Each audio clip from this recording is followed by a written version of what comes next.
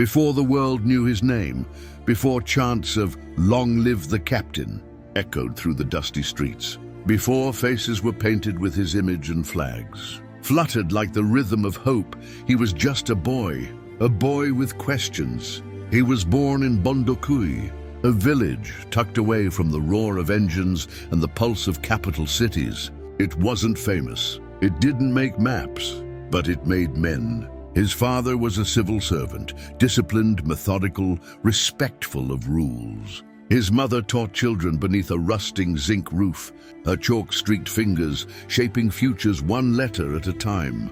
And in their small home, between the smell of wet earth and millet porridge, they raised Ibrahim. Not with swords, but with stories. He grew up barefoot in the fields, not in rebellion, but in reflection. While other children played without care, Ibrahim was the one asking why. Why were gold mines close, but schools crumbling? Why did they fetch water like ancient villages, while officials drove tinted cars past them? Unbothered? There were no easy answers, only silence. But Ibrahim listened to the silence like some boys listen to music. He learned its rhythm, understood its weight, and in the quiet a seed was planted. He was sharp, too sharp to be ignored. At school he didn't speak often, but when he did, teachers paused. He didn't rush to solve problems, he dissected them. He once stayed up all night trying to understand a paragraph in a Sankara speech. "We must dare to invent the future," it read. And young Ibrahim wondered, what if no one dared? He got into the University of Ouagadougou, not by privilege, but by grit. While others partied, he buried himself in pages, Che Guevara, Amilcar Cabral, Patrice Lumumba. He didn't idolize them. He interrogated them. What made a revolutionary? Was it pain? Was it loss? Was it love? One evening, as sunset spilled like fire across the horizon, a close friend asked him, "Why the army? You could be a professor, a politician." Ibrahim stared ahead, jaw clenched. "Because ideas must wear boots," he said. "If I can't protect my people, what's the point of dreaming for them?" And so he enlisted, not to follow, but to prepare. The academy wasn't easy. He was neither the strongest nor the fastest. He wasn't the loudest nor the most decorated. But he had something most didn't: restraint. He watched. He studied. While others polished badges, he polished conviction. In the army, he became a ghost with purpose, volunteering for the North where things fell apart, where militants burned schools, turned markets into graveyards, and silenced entire towns. He went, not for glory, but to see what pain looked like up close. In one village, after escorting families to safety, a little girl slipped a crumpled paper into his hand. In charcoal scribbled, it read, "Don't die. Come back." He kept it, folded, sacred, tucked behind his badge. That paper wasn't a message, it was a vow. He didn't chase promotion. He chased meaning. When his comrades grew numb to the horror, he wrote notes in his journal, details, names, dates, not for reports, but for memory. He believed silence was the enemy of justice. By 2021, the country was bleeding. Over 2 million people displaced. Villages turned to ash. Terror attacks surged. Aid flowed, but results didn't. Soldiers fought with rusting rifles, while ministers bought mansions in Paris. Corruption bloomed like weeds in every ministry. Foreign boots marched across sacred soil. The government sent condolences, not solutions. In the barracks, men started whispering, "How long will we fight for leaders who won't fight for us?" Some men drank to forget. Ibrahim didn't drink. He organized. He spoke in quiet rooms, built trust with young officers, shared ideas not of vengeance but of vision. A new Burkina, sovereign, dignified, free. No one believed it would happen until it did. September 30, 2022. Dawn rose like any other. The sky was soft, the city uncertain. Then the streets filled with armor, tanks, armed patrols. Roads blocked, phones dead. The palace silent. But the country awake. When the statement came, it wasn't shouted. It wasn't masked by propaganda. It was clear. It was calm. And it was Ibrahim. "I am Captain Ibrahim Traoré. The government has failed. We have taken responsibility. No gunshots, no massacre, and yet an explosion of hope. Women ululated in the markets. Youths danced in the street. Old men wept into prayer beads, not because it was a coup, because it was him, a boy from nowhere. No dynasty, no godfather, just conviction and courage. He walked through markets without bulletproof glass, sat with elders, shook calloused hands, visited schools where he once sat cross-legged on cracked cement floors. He told people, this land is not for sale. They called him Captain of the People, but he wore the title like a burden. He had no palace, no convoy, just camouflage and poetry. He quoted Sankara, but not to impress. He believed. Western powers didn't clap. France squirmed. Ambassadors packed. Military bases were told to leave. Radio stations were shut down. Accusations flew. Too close to Russia. Funded by Wagner. Authoritarian. But on the street, his name was written on walls, painted on shirts, etched in hearts. Burning French flags became common, not from hate, but from hunger. A hunger for ownership, for respect, for history written in African ink. Ibrahim didn't speak of war. He spoke of chains. We are not against nations, he told a crowd. We are against submission. And then came the Brotherhood. Mali, Guinea, Niger, all run by captains, all tired of waiting, all whispering the same song, no more. Together they dreamed of a Sahel reborn, of joint security, of food independence, of currency no longer tied to Paris, of ECOWAS left behind. They weren't diplomats, they were soldiers, but soldiers who read, who remembered, who refused. The West saw a threat, the people saw a torch. But inside the palace, inside Ibrahim, things shifted. Power is a slow poison. It flatters, it isolates, it tempts. Cracks formed. Dissenters were jailed. Journalists muted. Rumors of counter-coups stirred like smoke behind locked doors. He tightened grip, increased surveillance. Some whispered, he is changing. Others said, he is protecting. The lines blurred. He couldn't trust everyone, couldn't rest, couldn't breathe. The same people who cheered him now asked, is this what we wanted? He no longer walked the streets alone, but he still carried that note. The child's note, the vow. Don't die. Come back. He read it on nights when decisions clawed at his conscience, when another funeral flag was folded, when he wondered if Sankara would be proud or ashamed. He missed his mother's voice, his father's order, the simplicity of boyhood. But he had no time for memory, only mission, because around him, Africa was shifting. Young people across the continent watched him not as a leader, but as a question. Can he resist the crown? Can he build, not just break? And that is where the real story lives. Not in the coup, but in the cost. Not in the slogans, but in the solitude. Not in how loud people cheer, but in whether he hears himself. They say legends are born from war, but sometimes they are born from silence. From a boy who once asked why, and dared to answer with action. The world still watches, some with hope, some with doubt. But Ibrahim walks forward, not perfect, not polished, not predetermined. Just a man with boots and a burden. And maybe, just maybe, that's enough. The streets of Ouagadougou did not sleep that night. There were no fireworks, no official parades. But in the back alleys and market corners, in homes with flickering bulbs and transistor radios pressed against worn walls, a quiet electricity moved through the people. He had done it. Ibrahim Traoré, once a boy with questions, now a man with the weight of a nation on his back, had stepped into the fire.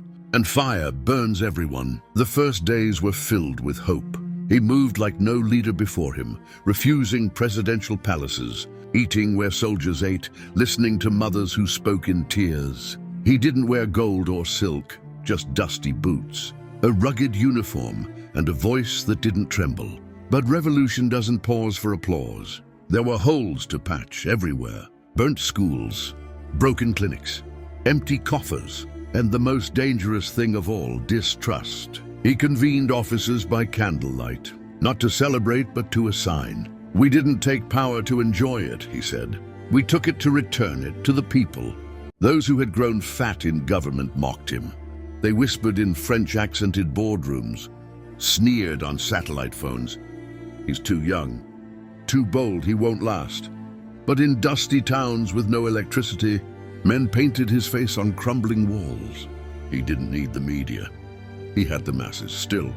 The walls had ears. Foreign powers watched with binoculars. Not binoculars of curiosity, but of control. Embassies filed urgent reports. Diplomats met behind closed doors. France will not allow this boy to burn our interests, Erdogan leaked memo read. But Ibrahim wasn't trying to burn interests. He was trying to light a torch and pass it down. He spoke of food sovereignty, of farming what they eat, is not importing what they couldn't pronounce. He demanded that mining contracts be rewritten. Gold in our land must mean food on our tables. He introduced military patrols, not just to hunt terrorists, but to protect grain trucks heading to isolated towns. He didn't see Burkina as poor. He saw it as plundered. And plundered lands don't need pity, they need power. When the French military was told to leave, it wasn't done with tantrums. It was done with clarity. No more foreign bases on our soil, he said. Our sovereignty is not up for negotiation. France gasped. Western media erupted. Headlines screamed, Burkina turns to Russia. Another pawn of Wagner. Dictatorship in the making. But those who lived the reality didn't read the headlines. They read the hunger in their stomachs. They read the missing faces of kidnapped fathers and slaughtered sons. They read the emptiness that promises had left behind. And to them, Ibrahim wasn't a pawn. He was a possibility. Still, shadows lingered. In the barracks, old generals began to fidget. Men who had served under multiple regimes, men who believed power belonged to them by tenure, by tradition. They smiled in public, but plotted in private, one by one. They tested Ibrahim's patience. But he didn't flinch. He replaced them, quietly, efficiently. There were no public purges, just transfers, suspensions, disappearances. Some called it paranoia. Others called it protection. The truth was likely both. He didn't trust many, not because he didn't want to, but because revolution had no room for recklessness. Still, he refused to build a throne. He sat with orphans. He visited soldiers' widows. He held the trembling hands of market women. Each conversation added a wrinkle to his brow, a weight to his spine. The little girl's note was still folded behind his badge. He touched it before every major speech. Don't die, come back. That was more than a plea. It was purpose. He rarely spoke of his personal life. The world knew little of his family. He never paraded them for sympathy or optics. But those close to him said there were nights he'd sit alone in his office, staring at the walls, not in defeat, but in deep calculation. What can be done with limited time and limitless resistance? He once muttered aloud, because he knew every revolution is on borrowed time. Then came the alliance. Mali, Niger, Guinea, 3 nations, 3 captains, 1 defiant pulse. They met in secret, then in public. They shared intelligence, pooled resources, formed a mutual defense pact, and then they made their most radical announcement. A new vision for the Sahel. No CFA franc, no ECOWAS bureaucracy, no instructions from Brussels or Washington. They would build from the ground, build African. It sent shockwaves across the continent. Some clapped, some clenched their fists. The African Union issued statements about order and protocol. But the streets, the youth, the forgotten. They lit fires of celebration. For the first time, they saw generals in camouflage who didn't want to become kings, but midwives, birthing a new era. But not everyone was ready. Within Ibrahim's own administration, fatigue set in. Bureaucrats pushed back. The old elite found loopholes. Corruption, like mold, began to creep again. He increased surveillance, set up integrity units, replaced entire departments. But the more he cleaned, the more dirt appeared. He once said, a rotten system doesn't need reform. It needs removal. And removal came with a cost. Media stations that questioned him were audited. Opposition figures were invited for dialogue, then quietly silenced. Street protests began to disappear, not because people weren't angry, but because they were scared. That's when his image began to crack. Some said he had become the thing he fought. Others insisted he was simply doing what was necessary. But the boy who once read Sankara by candlelight now signed executive orders with trembling hands. He still walked the markets, but now with guards. He still gave speeches, but now more measured. He still carried the child's note, but now it felt heavier. He told his closest allies, "If I fall, let it not be because I was weak, but because the weight became too much." And it was getting heavy. Attacks from militants still claimed lives. International aid was now political, given only with conditions. Fuel prices surged. Crops failed. Refugee numbers climbed. And in it all, he remained standing. Not untouchable, not infallible, just unrelenting. Because for him, failure was personal. Every dead soldier was a brother. Every broken school was his mother's classroom. Every displaced child was the girl who had written him, "Don't die. Come back." The world watches still. Some hope he'll break, so they can say, "We told you so." Others hope he'll hold so they can believe change is possible. But no one knows the ending, because the story of Ibrahim Traoré is still unfolding. In meetings, in marches, in memory. And perhaps that's what makes it so powerful. He is not a messiah. He is not a monster. He is a man carving history with his bare hands. Not for power, but for a promise. The burden of power doesn't come all at once. It settles slowly, like dust on shoulders, grain by grain, until the weight becomes something you carry without noticing. And one day, it's the only thing you know. That was Ibrahim's reality now. He had lit a flame, but every day he had to protect it from being blown out, from within and without. His enemies no longer wore uniforms. They wore smiles. They signed contracts in boardrooms. They used emails, not bullets. But their damage could be just as deadly. There were whispers again. Whispers in languages that came from across oceans. Old colonial powers, intelligence agencies, multinational corporations. They watched his every move. Not because they feared his weapons, but because they feared his ideas. A sovereign Burkina Faso, self-reliant, Pan-African in its alliances, rejecting old money and old masters. That was dangerous, not because it threatened war, but because it threatened example. If one country succeeded, others might follow. And so the pressures mounted. Economic sanctions whispered threats through the air. Aid was withheld unless policies were rewritten. Foreign companies began pulling out, not publicly, but strategically, cutting off investments, tightening nooses. Ibrahim met with his team late into the night. Maps on walls, data sheets under flickering lamps, soldiers in plainclothes standing watch. "We are surrounded," said one advisor. "No," Ibrahim replied, "we are tested." And he kept moving. He traveled across the Sahel, quietly meeting leaders who shared his fire. No media, no fanfare, just strategy. They discussed farming programs that didn't need European grants, military coalitions that didn't rely on NATO, education built on African languages and values, not foreign curriculums, healthcare driven by local practitioners, not international NGOs with expiry dates. It was not just rebellion, it was reimagination. But at home, reality remained harsh. Markets fluctuated, bread became more expensive, parents struggled, civil servants complained of unpaid wages. Some accused him of building dreams while people needed food. In the city, protest signs returned. Not massive ones, but enough to sting. A woman held one that said, "We don't eat courage." That sign stayed with him. He could face tanks. He could face sanctions. But facing a mother who believed in him and still went hungry, that was a wound deeper than bullets. So he shifted. He met not with generals, but with farmers. Asked not about policies, but about rain. He sat with teachers, listened to nurses, and he wept. Not because he had failed, but because he couldn't fix it all at once. One night, alone on the balcony of the presidential compound, he stared out at the city. The lights were sparse, the silence heavy. He pulled out the child's note, the same one, still folded. "Don't die. Come back." He turned it over. On the back, he had once scribbled his own words. "One day, you will not have to ask us to return. We will never leave you behind." He didn't read it like a promise. He read it like a prayer, because he knew revolutions don't fail in a single day. They die in moments, little ones. Moments when truth becomes convenient, when power becomes sweet, when fear becomes policy.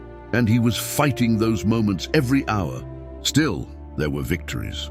A pilot program in rural schools allowed children to learn in local languages for the first time. Local textile factories were reopened, producing military uniforms domestically.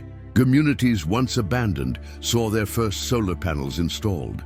They were small victories, but they were theirs. And yet his image changed. He no longer looked like the wide-eyed captain from the coup. His beard had more gray, his eyes more shadow, his voice more gravel. Even his smile had grown rarer, because leadership ages the soul, especially when every decision feels like life or death. He had once said to a friend, "They say it's lonely at the top, but they never say how lonely." Sometimes the silence around him felt heavier than the noise that had come before. The alliances with Mali, Niger, and Guinea grew stronger, but so did the scrutiny. They began formal steps to exit ECOWAS. They created their own economic forum, and they proposed a security bloc called the Alliance of Sahel States. It was bold, too bold for some. Media outlets abroad painted them as radicals, as military dictatorships choking democracy. But Ibrahim had long stopped explaining himself to the West. "We were not born to make them comfortable," he once said. "We were born to make our people proud." Still, internally, concerns grew louder. A failed harvest created panic. Floods in the east displaced hundreds. A suspected coup plot was uncovered, allegedly involving men from his own inner circle. Ibrahim didn't panic. He tightened ranks. He strengthened local leadership. He gave public addresses in native dialects, bypassing journalists and speaking directly to the people. But trust was fragile. Some started to doubt. Had the revolution slowed? Was he still the man who walked among them? One boy, no older than 10, approached him during a visit to a northern village. The boy tugged his sleeve and asked softly, "Are you still the captain?" It broke him, not because it was disrespectful, but because it was honest. That night he didn't sleep. He wrote, not speeches, not orders. He wrote truth. He wrote letters to his mother, to his fallen comrades, to the people. He wrote about fatigue, about guilt, about the weight of dreams, but he also wrote about hope. And in the morning he burned them all, because he knew this was not the time for confessions. This was the time for continuation. So he continued, through loss, through exhaustion, through storms. He wore no crown. He had no palace, but he had a mission, and that mission lived in every barefoot child still walking dusty roads, every grandmother still selling tomatoes on a plastic tarp, every soldier still patrolling forgotten villages, hoping for orders that make sense. And in all of them, Ibrahim saw himself, not the president, not the revolutionary, but the boy from Bondokui who once asked, "Why do we suffer in a land filled with gold?" And until that question had a real answer, he would not stop. Because real revolutions are not fireworks. They are long, they are painful. They are lived, not just led. And those who carry them carry scars. He has them now. Not all are visible, not all are physical, but they are real. And perhaps in the end, that is what makes him dangerous to empires and dear to his people. He is not perfect, not pure, not beyond critique. But he is willing, and maybe that's enough, because history does not remember those who bowed. It remembers those who stood even when their legs shook. So if you ask, who is Ibrahim Traoré? Don't just look at speeches or policies. Look at the dust on his boots. Look at the silence he carries. Look at the people who still call him captain, not because of his rank, but because of his refusal to surrender. He may not live to see the full fruit of what he's planting, but he plants anyway. And in doing so, he becomes more than a man. And that is the story of Ibrahim Traoré. A story not just of power, but of purpose. Not just a coup, but a cry from a generation that refuses to be silent. Whether history will remember him as a hero, or a warning remains to be seen. But what's clear is this: Africa is rising, and its future is being written not in boardrooms or by foreign powers, but by bold sons of the soil. If this story moved you, if it made you think, or feel, or question, then do me a favor. Like this video to help it reach others who care about truth. Drop a comment.